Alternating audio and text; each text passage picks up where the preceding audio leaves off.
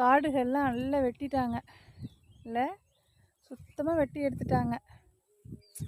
நல்ல காடாக இருக்கும், உள்ளே நுழையவே முடியாது, வீட்டுக்கு பக்கத்துலேயே தான் வெட்டிட்டாங்க சுத்தமாக. மரங்களை வந்து வெட்டக்கூடாதுன்னு சொல்லுவாங்க.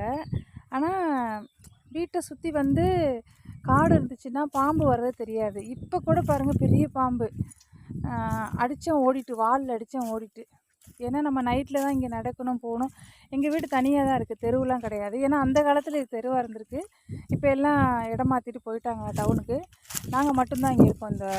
நாங்கள் இப்போ இந்த இருக்க இடத்துல நாங்கள் மட்டும்தான். அப்புறம்